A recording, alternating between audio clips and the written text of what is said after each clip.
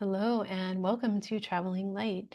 My name's Lisa, and we are here talking about energy healing. And that could be Reiki if you're a student or practitioner, or just interested in learning more about Reiki, or if just interested in energy healing in general for your own spiritual journey or your healing process. Welcome. Now, today I'm talking about something that people say to me all the time. Many new clients or some of my old clients, someone I hadn't seen in a long time just came in the other day, asked me this question, and that's why it sparked this video.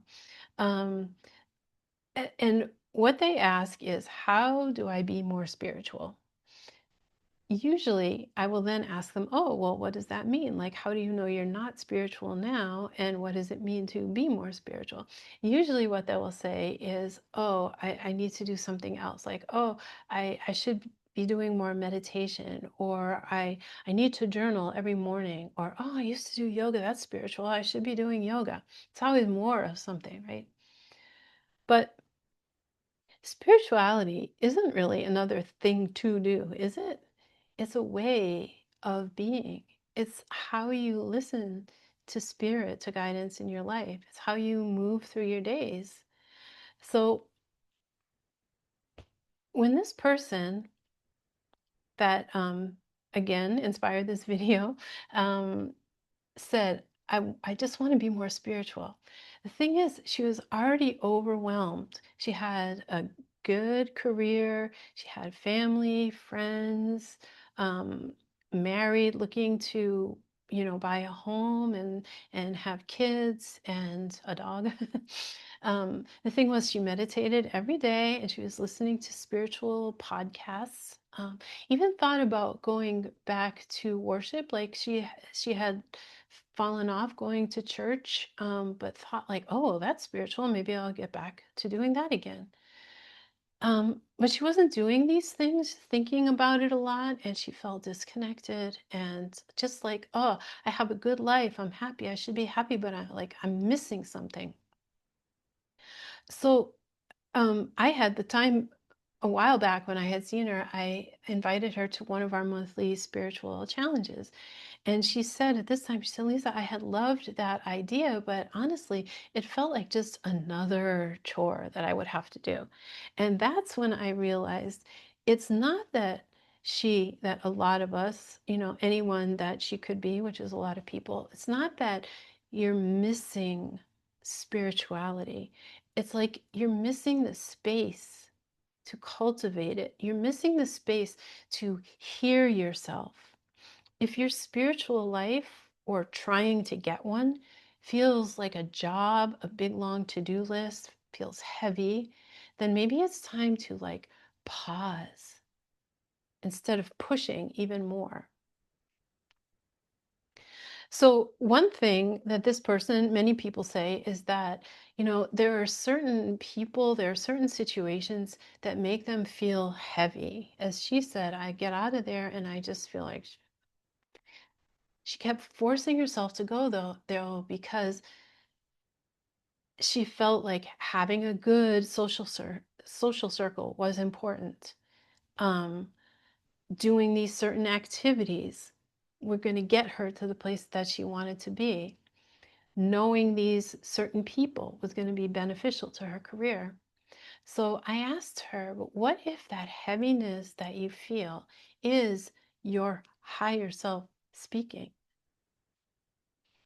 And you could see the aha moment, right? She'd been hearing guidance all along, but she just didn't recognize it. Our bodies are the solid part of our energy, but they are part of our energy bodies, right? And they are also communicating to us. And we have direct access to them. We don't have to go out looking for spirit guides and whatever we think is up there in that lighter part of our energy body, right? The higher self, it doesn't always come in those whispers or those angel messages or that we're always trying so hard to hear and thinking that we're not spiritual because we don't hear them. Higher self is more, can be more like a resonance. We pay attention to like what feels expansive versus what feels contracted. Most of us do or can hear that voice if we listen, but we talk ourselves out of it. Why? Because it will require a big change in our lives. So it's a little bit easier to say, like, oh, this person's like that. I don't know why they do that. I don't like that. It makes me feel this way. Or why do I keep hanging out with these people? I just don't know why I keep self-sabotaging myself, right? It's easier to stay in that energy of like, oh, how do I be more spiritual? I don't know what to do. Than to listen to that message that can feel subtle. It can sometimes like kind of clobber us. And it's telling us that we have to change.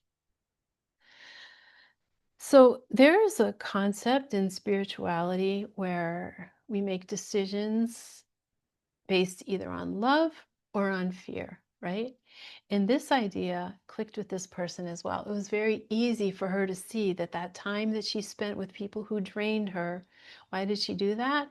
Really, she got honest with herself. It was a decision made from fear. Fear of missing out, fear of not being in that group, fear of judgment. What would they say if she didn't show up, right? And then choosing a quiet weekend alone, just like chilling with her husband. That felt like love. And not just because she's like in love with her husband, but like just that general feeling of expansion and harmony. And yes, this is what I want to be doing. So that's the thing. Sometimes spiritual growth, it looks more like subtracting things that we're not aligned with, not adding more rituals or church services or meditations or yoga classes to like prove that you're spiritual, or at least like try to convince yourself that like, yeah, this is what I need. I got to get that spiritual vibe going. Really, spirituality is more like energetic, or part of it, a big part of it is first energetic hygiene, right? Like, where do you put your attention? What do you allow into your field? So that's why spirituality isn't about doing more. It's about being honest with yourself about what expands you, what contracts you. So if your soul is asking for something that feels like a little too easy, like just quiet and simplicity, then let your spiritual practice be moving in that direction towards quiet and spirituality. You don't have to add in some other practice. Just do what your soul is already telling you. Listen to it. This is where your higher self is guiding you, and you're maybe not calling it that. This, though, if you practice like this, that's how spirituality becomes who you are and how you live, not another thing that you do, another to-do list item, another thing to overwhelm you. Spirituality isn't overwhelming, it's opening. Now, if this idea resonates with you, be sure to leave me a comment and share, okay? Share this with other people who might be struggling with this same idea.